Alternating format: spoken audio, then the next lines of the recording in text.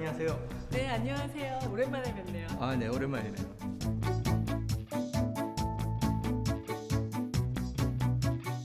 모처럼 밖에 나왔더니 너무 좋아요. 네, 저도 야외 미술관 오랜만에 오는데요. 기분 전환도 좋고 아주 좋습니다. 최근에 되게 좋은 소식 들리던데요. 네, 둘째를 낳았습니다. 근데 많이 늦었죠. 그래서 아주 쑥스럽습니다. 그래도 너무 귀엽죠. 네, 귀엽긴 한데 귀여운 두 애들 보다가도 좀 걱정이 앞설 때가 많습니다. 애들 키우고 또 교육시키고 더구나 또 저하고 와이프하고 노후 설계까지 해야 되니까 그런 면에서 걱정이 많이 생기는 것 같아요. 네, 건전한 경제관념을 갖고 자기 성향에 맞는 투자 철학대로 투자를 해가면서 잘된 점은 발전시키고 또 잘못된 점은 고쳐나가고 그런 과정이 계속돼야 되지 않을까 하는 생각이 드는데요. 그런 점에서 교수님 투자 철학은 어떻게 되는지 한번 소개해 주시면 어때요? 투자 철학이랄 것까지야. 저는 포트폴리오를 구성을 하는데 좀 더 수익률을 높일 수 있는 그런 구성 쪽으로 좀 발전을 시키고 싶은 마음이 있고요. 그게 또 위험 분산의 요소도 있겠죠. 그러면서도 좀 더 최신 기법을 사용할 수 있는, 제가 또 공부를 하면 그렇게 될 수 있지 않을까 하는 생각에서 그런 좀 어설픈 투자 철학이지만 그렇게 갖고 있고요. 오늘 마침 이렇게 만났는데 한 수 가르침을 받을 수 있겠다는 이제 희망이 생깁니다. 그럴까요? 오늘 한 수 가르쳐 드릴까요? 교수님 ELW라고 들어보셨나요? 네, 기본 개념 정도는 알고 있는 것 같습니다. 주식과 연계된 상품이고, 그리고 특정 종목이나 지수를 미래 어느 정해진 시점에 또 정해진 가격으로 사거나 팔 수 있는 권리, 그 정도 알고 있습니다. 그럼 다 아시는 건데요. 상품에서 제일 중요한 게 그 상품의 정의잖아요. 그 말씀을 하시는 거 보니까 오늘 ELW에 대해서 말씀을 해주실 것 같은데요. 네, ELW는 거래소에서 거래되는 상품 중에서 비교적 최근에 소개된 상품인데요.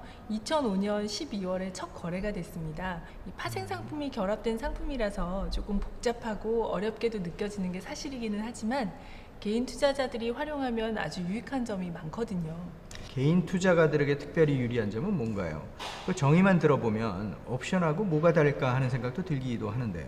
네, 맞습니다. 사실 이 상품의 성격은 옵션하고 유사한 점이 굉장히 많아요. 시장이 상승할 때나 하락할 때나 다 수익의 기회를 노려볼 수 있다는 점, 그리고 또 레버리지 효과가 있다는 점, 이런 점은 유사한 점인데요. 파생 상품인 옵션하고 다르게 이 워런트는 원금 이상의 손실은 절대 보지 않는다는 점, 또 그리고 주식 계좌를 그대로 이용한다거나 거래세는 면제가 되고 또 유동성 공급자 제도라는 걸 둬서 투자자들이 거래를 원활하게 할 수 있다는 점, 이런 점들은 차이점이 되겠죠. 비슷한 점도 있는데 다른 점도 많네요. 근데 어떻게 보면은 개인 투자가들을 위해서 옵션을 좀 잘 포장을 한 그런 상품 같이도 들립니다. 네, 맞습니다. 이 옵션을 증권이라는 껍데기에 담았다, 이렇게 이해하시면 될 것 같아요. 이 워런트는 보유하고 있는 사람이 유리한 상황이 되면 권리를 주장하면 되고 또 불리하면 그냥 없었던 일로 하면 되는 상품입니다. 그럼 기억해야 될 기본 개념, 키워드 그런 거는 어떤 것이 있을까요? 가장 중요한 거는요, 이게 바로 권리라는 점인데요. 또 중요하게 기억하셔야 될 키워드는요, 기초자산 행사가 만기가 있거든요. 네, 권리의 좋은 점은 자기가 유리할 때 행사할 수 있다. 그런 거겠죠. 네, 맞습니다. 기초자산이라고 한다고 하면 이 권리의 대상이 되는, 즉 사거나 팔고자 하는 그 대상이 되는 특정 주식이나 주가지수가 될 거고요. 행사가는 이 기초자산이 만기일까지 도달해야 되는, 그러니까 일종의 목표가 같은 걸로 생각하시면 됩니다. 네, 그런 면에서는 만기는 미래에 정해진 그 시점이 될 거고요. 그런데 주의하셔야 될 거는요, 만기일이 지나면 이 워런트라는 상품은 사라져버린다는 거죠. 그러니까 행사 가격, 기초자산 그 가격, 그리고 만기일 이런 것이 결부된 권리인데 극적인 권리로군요. 그러면 이 매력 있는 상품 같은데 좀 더 구체적으로 알고 싶습니다. 제가 아는 범위에서는 가장 큰 매력은 이런 거 아닐까요? 비교적 넉넉지 않은 자금으로도 투자를 할 수 있다. 바로 그게 레버리지 효과 아닌가요? 기초자산의 상승률이나 하락률보다 훨씬 더 크게 증폭돼서 나타나는 효과죠. 말씀하신 대로 교수님이 느끼시는 것처럼 많은 투자자들이 레버리지 효과를 매력적으로 생각해서 관심을 많이 갖고 있습니다. 그렇다면은 그 레버리지 효과를 내기 위해서는 기초 자산이 예상대로 움직여 줘야 될 텐데요. 그렇죠. 기초 자산의 방향이 예상하고 반대로 움직이면 사실은 그 하락률도 더욱 증폭돼서 나타나는 거죠. 기초 자산이 되는 주식의 하락률보다 워런트 하락률이 훨씬 더 큽니다. 뿐만 아니라 만기가 될 때까지 만기 행사의 가능성이 없는데도 그대로 보유하고 있다가 행사가 되지 않은 채로 만기를 맞이한다. 그럼 투자했던 전액을 날릴 수 있는 가능성도 있습니다. 그건 좀 떨리는 말씀이신데요. 그 위험이 너무 큰 거 아닌가요? 좀 이렇게 전액 손실의 가능성이 있다 그러면 어우 정말 위험하구나 막 이런 생각이 드실 텐데요. 사실 잘 활용만 하면 더욱더 효율적인 수단으로 쓸 수도 있어요. 왜냐하면 ELW라는 상품은 말씀하신 것처럼 레버리지 효과가 있어서 적은 금액으로도 투자할 수가 있잖아요. 그래서 주식을 투자할 때보다는 사실은 상당히 작은 금액으로 워런트를 투자를 하게 되는데요. 그러니까 전체 투자 포트폴리오의 한 10%나 20% 정도. 그런데 정말 최악의 경우에 전액을 손실을 봤다라고 해도 나머지 80%, 90%의 자산은 안전하게 운영이 되고 10%의 손실을 입은 거니까요. 사실 손실을 제한하는 10% 정도로 제한하는 효과가 있다 이렇게도 얘기를 할 수가 있겠죠. 10%에서 20% 정도라면 사실 주식 투자에서도 비일비재하게 나타나는 그런 숫자라서 그렇게 극단적인 위험처럼 보지는 않네요. 사실 그렇긴 하죠. 그렇다면 레버리지 효과, 또 손실 제한 효과 이런 거 외에 또 다른 매력은 또 어떤 게 있습니까?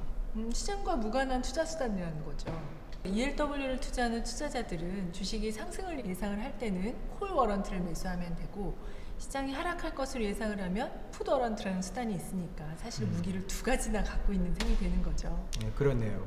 시장이 하락을 할 때도 적극적인 투자를 할 수 있는 수단이다 이런 말씀이겠군요. 그렇죠. 근데 또 기사를 보면 말이죠. 그 LP, 유동성 제공자 이런 말들이 나오는데 그건 뭔가요? 유동성 공급자가 있어서 이 상품이 투자자들이 불편함 없이 거래가 될 수 있도록 항상 시장에서 매수매도 효과를 제공해 주는 역할을 하죠. 시장 조성자의 역할을 한다고 할 수 있죠. 편리한 제도네요. 네. ELW가 파생 상품이다, 아니면 옵션의 형태다, 이런 여러 가지 얘기를 할 수가 있겠지만요. 결국에는 투자하는 대상은 주식이나 주가 지수가 되는 거죠. 주식하고 떼어서는 절대 생각을 할 수가 없습니다. 그렇다면 결국 주식을 알아야 ELW도 할 수 있다 이렇게 보이는데요. 그렇다면 주식과 ELW 어떤 차이점들이 있나요? 가장 큰 차이점이란 만기라고 할 수가 있겠죠. ELW는 모두 다 만기가 있어서요. 그 만기가 지나면 그냥 사라져 버리거든요.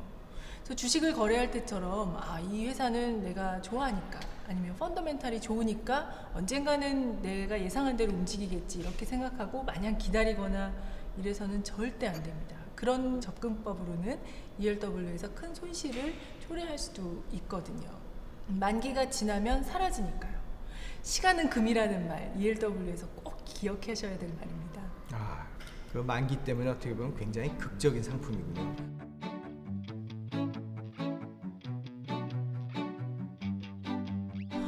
근데 제가 초대를 해놓고 한 자리에서 너무 얘기를 쏟아내기만 했네요. 우리 좋은 전시도 보면서 얘기 좀 더 할까요? 좋습니다.